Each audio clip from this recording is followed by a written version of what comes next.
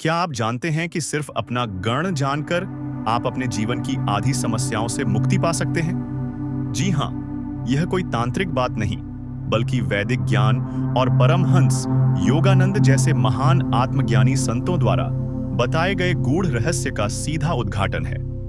हर व्यक्ति इस संसार में एक खास ऊर्जात्मक गण के साथ जन्म लेता है और उसी के अनुरूप उसका स्वभाव, भाग्य और आध्यात्मिक यात्रा निर्धारित होती है।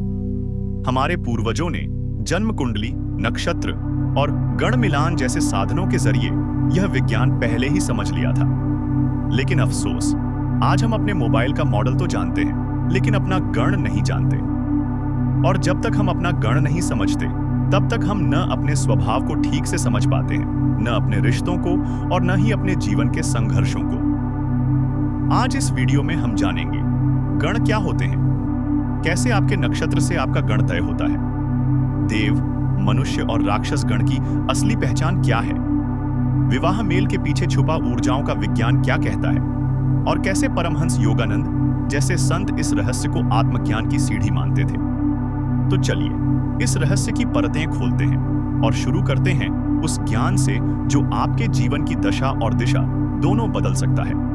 गण शब्द सुनते ही ज्योतिष के गण मिलान की तस्वीर आती है, लेकिन यह सिर्फ विवाह तक सीमित नहीं है। वास्तव में गण आत्मा की उस मूल ऊर्जात्मक प्रकृति को दर्शाता है जिससे वह जन्म के समय जुड़ी होती है।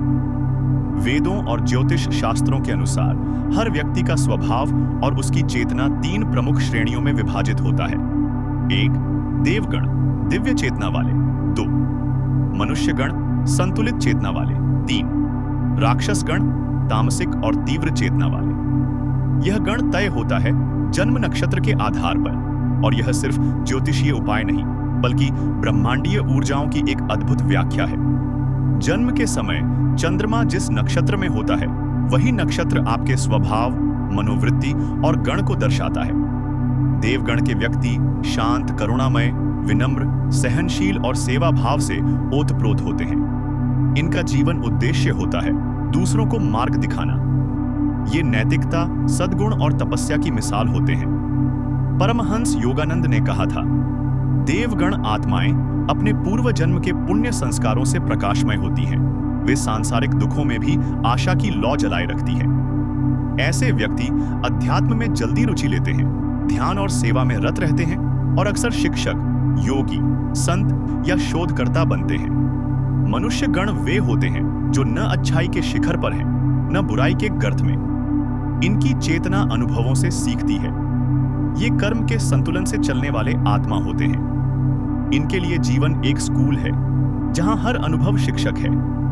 ये जीवन की चुनौतियों से जूझते हैं, गलतियां करते हैं, फिर उठते हैं, सीखते हैं और आगे बढ़ते हैं। परमहंस योगानंद ने ऐसे आत्माओं को अभी जागृत होने के कगार पर खड़े यात्री कहा है। राक्षस गण को सुनकर डरिए मत। यह कोई नकारात्मकता नहीं, बल्कि एक ऊर्जात्मक सच्चाई है। तीव्र, तीखा, सत्ताप्रिय और गहराई में जाने वाला स्वभाव। राक्षस गण आत्माएं अत्यधिक बलशाली होती हैं। इन्हें यदि सही दिशा दी जाए तो ये एक ही जीवन में आत्म साक्षात्कार कर सकती है। ऐसे लोग जन्मजात नेता, व्यापारी, रणनीतिकार और बदलाव लाने वाले होते हैं। वे हर चीज को चुनौती की नजर से देखते हैं। परमहंस योगानंद ने कहा था, राक्षस गण आत्माएं जब भीतर की ओर मुड़ती हैं, तो परम शिवत्व तक पहुंचने की तीव्रतम क्षमता रखती है। स्वभाव और मानसिकता। यदि आप देवगण में आते हैं तो आपको अध्यात्म, सेवा और शांत वातावरण प्रिय होगा।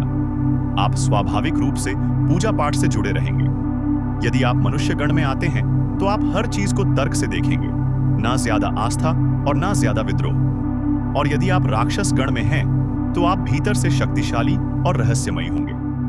आपको तंत्र, रहस्य, विज्ञान, अकेलापन, गहराई ये सब प्रिय होंगे। विवाह मेल। शादी में गण मिलान को बहुत महत्व दिया गया है। अगर दोनों पति पत्नी एक ही गण के हैं तो उनका स्वभाव मिल सकता है, लेकिन अगर एक देव गण का है और दूसरा राक्षस गण का, तो उनके स्वभाव में बहुत टकराव हो सकता है। एक पूजा पाठ में लगेगा और दूसरा कहेगा ये सब व्यर्थ है। ऐसे में संबंधों में दरार आ सकती है। इसलिए विवाह में गण मिलान किया जाता है। कर्म और उद्देश्य। हर गण का उद्देश्य अलग है। देवगण का उद्देश्य समाज सेवा, अध्यात्म और भलाई करना है। मनुष्य गण का उद्देश्य है जीवन को संतुलित रूप से जीना, और राक्षस गण का उद्देश्य है गहरे रहस्यों को खोजना, शक्ति प्राप्त करना, परिवर्तन लाना। अब सबसे महत्वपूर्ण बात, जब आप अपने गण को जान जाते हैं तो आप अपने जीवन की दिशा को बेहतर समझ सकते हैं। उदाहरण के लिए, अगर आप राक्षस गण के हैं तो आपको खुद को साधु या अत्यधिक धार्मिक दिखाने की कोशिश नहीं करनी चाहिए, बल्कि अपने भीतर की शक्ति को पहचानें, साधना करें, लेकिन अपने मार्ग पर दृढ़ रहें। इसी तरह अगर आप देवगण के हैं तो ज्यादा भौतिक जीवन की ओर जाने पर दुखी हो सकते हैं। अब सवाल आता है, क्या कोई व्यक्ति एक से ज्यादा गुण रख सकता है? जी हां, मुख्य रूप से व्यक्ति का चंद्र नक्षत्र गण बताता है, लेकिन अन्य ग्रहों की स्थिति, लग्न, सूर्य, बृहस्पति आदि से भी उसके अंदर अन्य गुण आ सकते हैं। लेकिन मूल स्वभाव, यानी जो मन का स्वभाव है, वह चंद्र नक्षत्र से ही पता चलता है। अब जानते हैं क्या इस गण दोष का कोई उपाय है? 1. सबसे पहले तो अपने चंद्र नक्षत्र को जानें, वो बताता है आप किस गण में आते हैं। 2. फिर अपने स्वभाव को स्वीकार करें। देव हो तो देवता बनो, राक्षस हो तो योगी राक्षस बनो, मनुष्य हो तो संतुलित रहो। 3. यदि जीवन साथी से गण मेल नहीं है तो शांतिपूर्वक संवाद करें। पूजा, ध्यान, मंत्र जाप से दोनों के बीच संतुलन लाया जा सकता है। 4. अपने स्वभाव के अनुसार ही मार्ग चुनें। देवों के लिए सेवा, राक्षसों के लिए साधना और मनुष्यों के लिए विवेक आवश्यक है।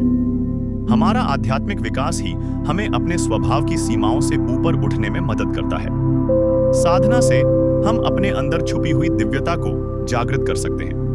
पूजा, मंत्र जाप, ध्यान और सही नक्षत्रों के अनुकूल तिल, फूल या रंग पहनना, ये सभी उपाय हमारे गण दोषों को कम करने में मदद करते हैं। इसके अलावा जीवन में सदैव प्रेम, क्षमा और सहिष्णुता का मार्ग अपनाना चाहिए, क्योंकि गण चाहे कोई भी हो, सबसे बड़ी शक्ति है हमारा मानव हृदय। आपके सामने 3 गणों की पूरी तस्वीर है: देव, मनुष्य और राक्षस। ये तीनों आपके जीवन की ताकतें हैं जो आपके कर्म, आपके स्वभाव और आपके भाग्य को निर्धारित करती हैं। जानना महत्वपूर्ण है कि आप किस गण के हैं, क्योंकि इससे आप अपनी ताकतों को पहचान सकते हैं, अपनी कमजोरियों को समझ सकते हैं और अपने जीवन में बेहतर निर्णय ले सकते हैं। साथ ही यह जानना भी जरूरी है कि हमारे चारों ओर ऐसे लोग भी होते हैं जो इन तीनों गणों के मिश्रण से बने होते हैं। इस ज्ञान से आप न केवल अपने लिए, बल्कि अपने परिवार, अपने मित्रों और अपने व्यवसाय में भी सही चुनाव कर पाएंगे। अब अंत में सबसे गहरी बात, परमहंस योगानंद जी ने भी कहा है कि जब तक व्यक्ति अपने भीतर के गण को नहीं पहचानता, वह आत्मा की ओर नहीं बढ़ सकता, क्योंकि यह गण ही हमारी वृत्तियां हैं जो हमें ऊपर उठाती हैं या नीचे गिराती हैं। और जब आप इन वृत्तियों को साध लेते हैं, तब आप गणातीत यानी त्रिगुणातीत हो जाते हैं। वहीं से मुक्ति का मार्ग शुरू होता है। दोस्तों, जितना आप अपने गण को समझेंगे, उतना ही आप अपने जीवन के रहस्यों को खोल पाएंगे। अपने गण को जानिए, समझिए और उसे अपने जीवन की शक्ति बनाइए। यही है सच्चा ज्ञान, यही है आपकी असली पहचान। अगर आपको यह वीडियो अच्छी लगी हो तो कृपया लाइक और शेयर करें और चैनल को सब्सक्राइब करना न भूलें। धन्यवाद।